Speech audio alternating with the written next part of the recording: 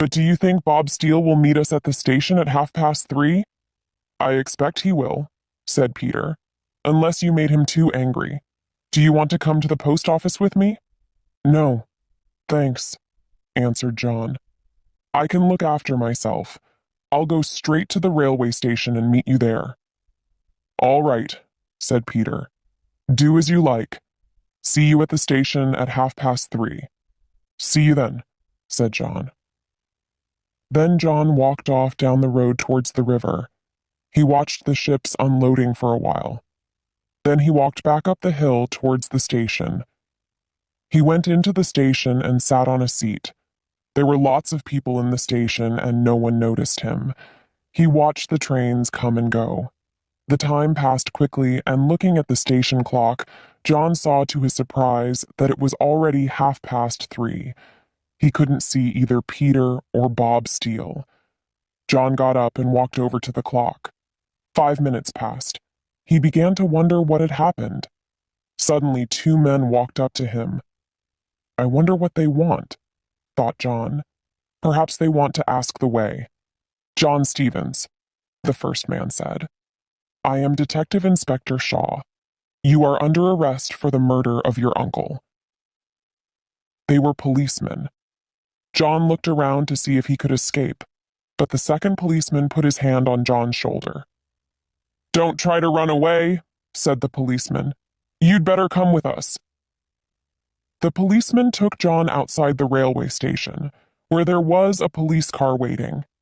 They put John into the back seat, and Detective Inspector Shaw got in beside him. The other policeman got into the driving seat and started the car. As they were driving off, John looked back at the station and saw Peter looking at the car. Why did you do it? Asked Detective Inspector Shaw. Do what? Replied John. Kill your uncle, said Inspector Shaw. I didn't kill my uncle, said John angrily. Oh, yes, you did, said Inspector Shaw, looking closely at John. We know you did. John did not reply. When the police car arrived at the police station, the policeman took John inside. They put him in a small room with no window and told him to wait there. There was no chair, and John was soon tired of standing, so he sat down on the floor. A few minutes later, Inspector Shaw came in. He saw John sitting on the floor and told him to stand up. John stood up. Are you going to tell us all about the murder now? Asked Inspector Shaw roughly. John didn't reply. He looked at the floor. Look at me, boy, shouted the policeman. John looked up. Now tell me the truth, said Inspector Shaw. Tell me why you killed your uncle. I didn't, started John. I see, interrupted Inspector Shaw. So you want to be difficult, do you? Inspector Shaw went out of the room and banged the door. John sat down again, but as soon as he did so, the door opened and he was told to stand up. After about an hour, another policeman came in, smiled, and said hello to John. I'm Sergeant Black, he said. Are you John? Yes, John replied. Sergeant Black brought 2 chairs, and he and John sat down. I expect you're thirsty, said Sergeant Black. Would you like a cup of tea? Yes, please, said John with a smile. He liked this policeman much more than Inspector Shaw. Sergeant Black brought in 2 cups of tea and a plate of cakes. Now then, said Sergeant Black kindly, what's all this about? John didn't reply. You can trust me, said Sergeant Black. I'll understand. John liked Sergeant Black and he liked the tea, so he started to answer the sergeant's questions. Did you like your uncle? Asked the sergeant. No, said John slowly. Not very much. Where have you been for the last 2 days? Asked Sergeant Black. I've been to... John stopped. Just then, there was a knock at the door. Sergeant Black got up and went out. John sat and thought for a minute. I must be more careful, he thought. I nearly said that I had been to Manchester. That would get Peter into trouble for helping me. Sergeant Black still hadn't come back, but John could hear his voice. He went up to the door and listened. Sergeant Black was talking to Inspector Shaw. He's starting to talk now, said Sergeant Black. Good, replied Inspector Shaw. He'll tell you everything now. John went back to his chair and sat down. That was lucky, he thought. It had all been a trick to make him talk. Sergeant Black and Inspector Shaw were working together. Sergeant Black came back into the room. Now, he said with a smile. Where were we? Oh yes, you were just telling me that you had been to… I don't remember now. Where was it you said you had been? I haven't been anywhere, said John, and I'm not telling you anything. Now, don't be stupid, said Sergeant Black. If you didn't kill your uncle, you haven't got anything to be afraid of, have you? Tell me all about it and I'll see if I can help you. John said nothing.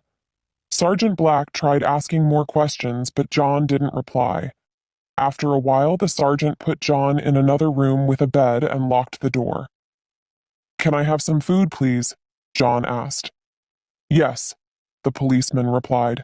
You can have some food when you've told us the truth. Chapter 11. Peter finds Bob Steele. Peter looked at the police car as it drove away from the railway station. He thought that he could see John inside the car. Peter looked again. Yes, it was John. The police had caught John at the railway station.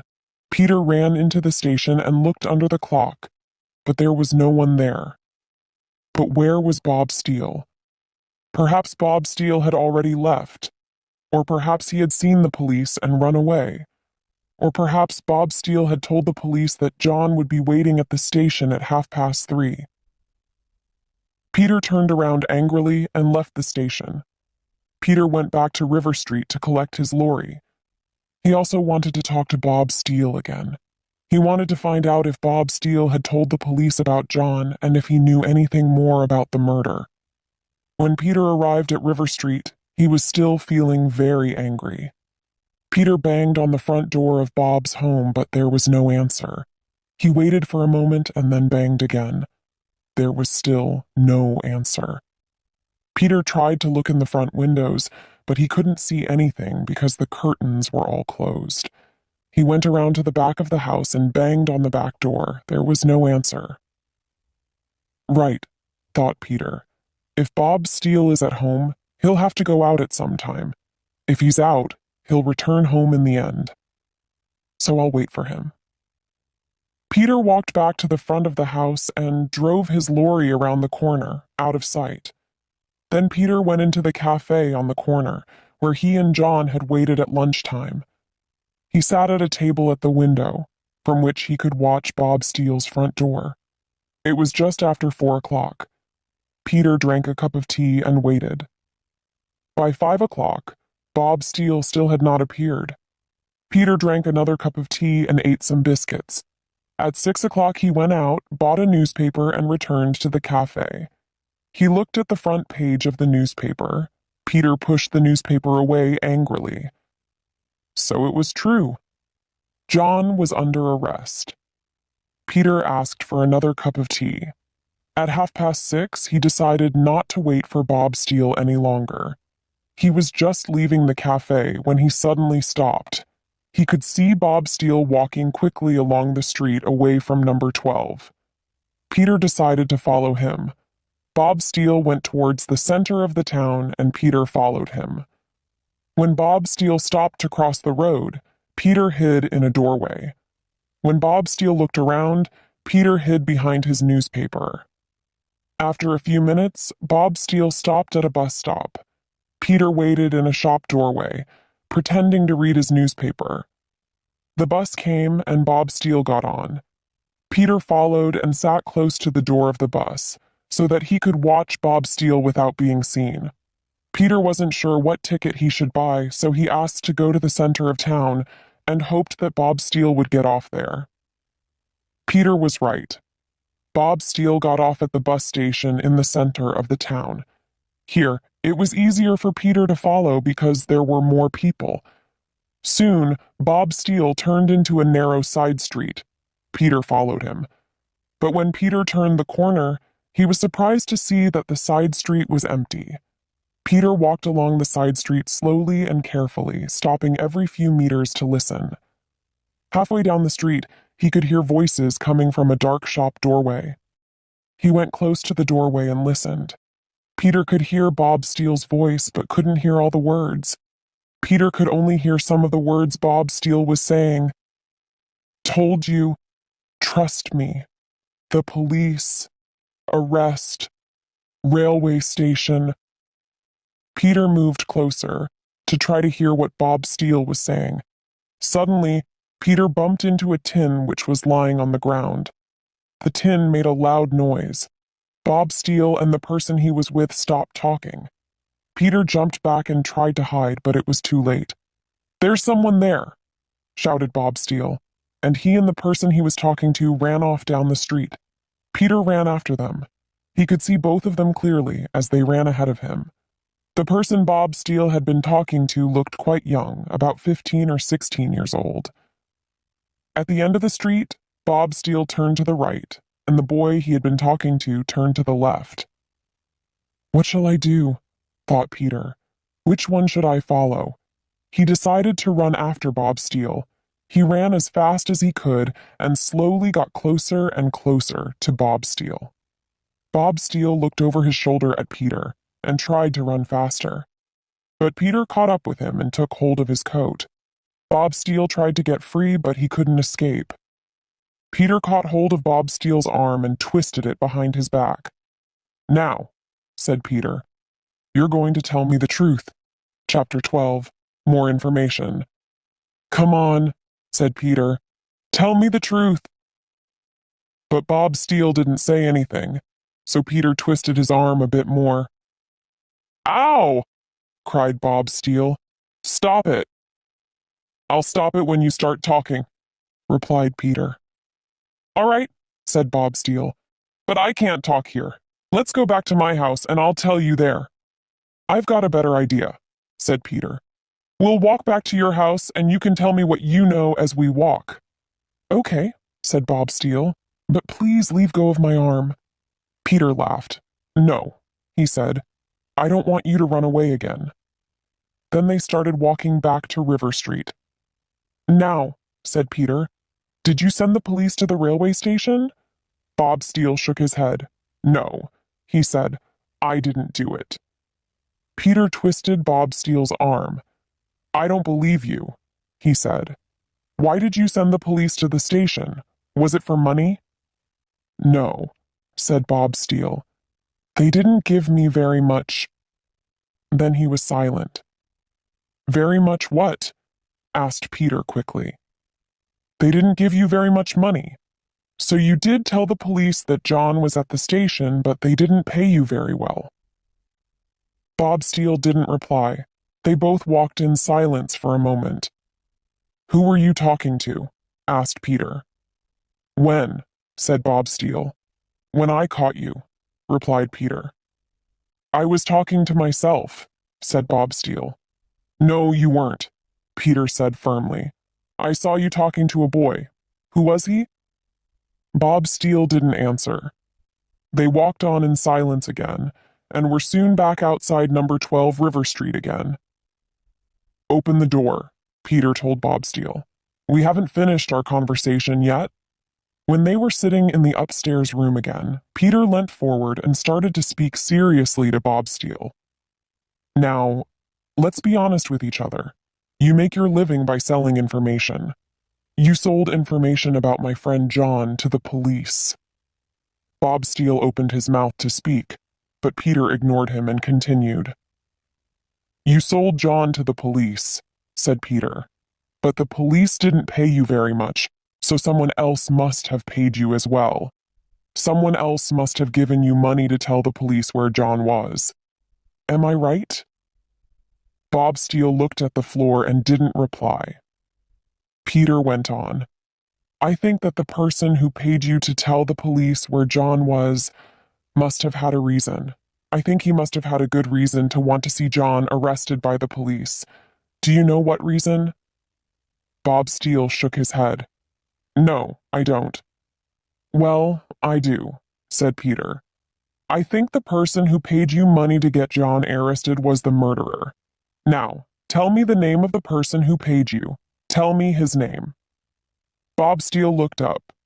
"You don't understand, mister," he said. "I don't tell people things. I sell information. If you want to know anything more, you'll have to pay me." Peter raised his hand angrily to hit Bob Steele. "Don't hit me," Bob Steele shouted. "If you hit me, I won't tell you anything." Peter lowered his hand and smiled. "You would sell your own mother if you could," he said. "All right, I'll pay you. How much do you want?" "You promised me 80 pounds, said Bob Steele quickly. "That's right," answered Peter, and he took out the money. He held the money out to Bob Steele. "Here you are," Peter continued. "Tell me the name of the person who paid you to get John arrested." Bob Steele took the money and counted it. Then he put it in a pocket of his old coat. "Well," he said, "I'm afraid I can't tell you the name."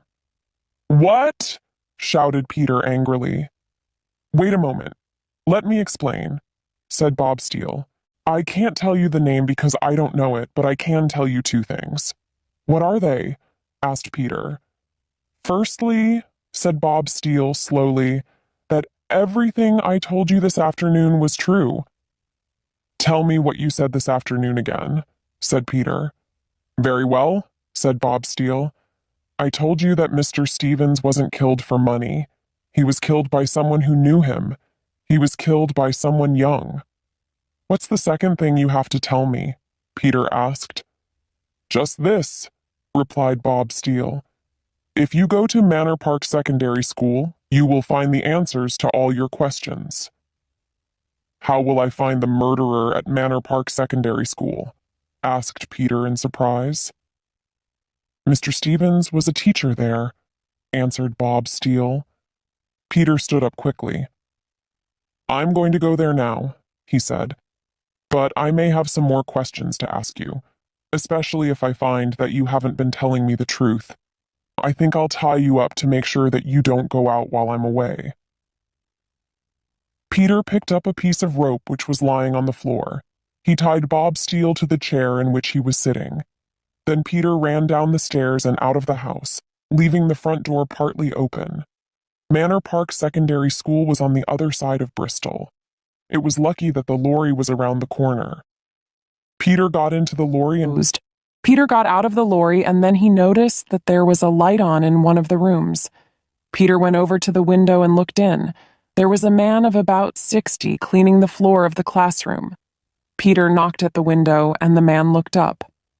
The man saw Peter and opened the window. "What do you want?" the man asked. "I'd like to have a talk with you," Peter replied. "I'm very busy at the moment," the man said. "It's about Mr. Stevens," Peter said. "Oh," replied the man. "You'd better come in then and we can have a talk." The man was the school caretaker. He cleaned the rooms and took care of the building. The caretaker let Peter in, and they sat down in the caretaker's room together. "What do you want to know about Mr. Stevens?" asked the caretaker carefully. "Are you from the newspapers?" Peter shook his head.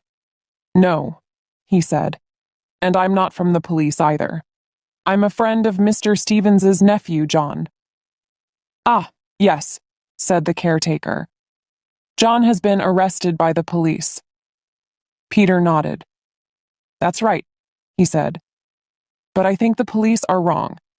I don't think John killed his uncle. Did you know Mr. Stevens well?" "Yes," replied the caretaker as he lit a cigarette. "I've been working here for nearly 20 years, and Mr. Stevens had been here for 10 years. "What was Mr. Stevens like?" asked Peter. The caretaker thought for a moment before saying anything. "He was always very pleasant to me," the caretaker continued, "but his pupils did not like him." "Why not?" asked Peter. "Mr. Stevens lost his temper very quickly," said the caretaker. "He got angry very easily. He had fixed ideas about his pupils. Once he got the idea that a particular pupil was bad, he would never change his opinion. "Did Mr. Stevens ever hit his pupils?" asked Peter.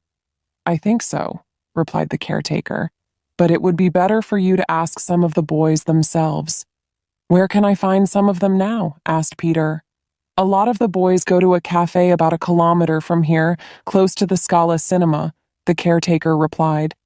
"If you go there, you'll find some of Mr. Stevens' pupils." Peter thanked the caretaker. He left the school and drove down to the cafe which the caretaker had told him about. The cafe was dark inside, and the radio was playing very loudly. A crowd of boys and girls aged 15 or 16 were standing by the door.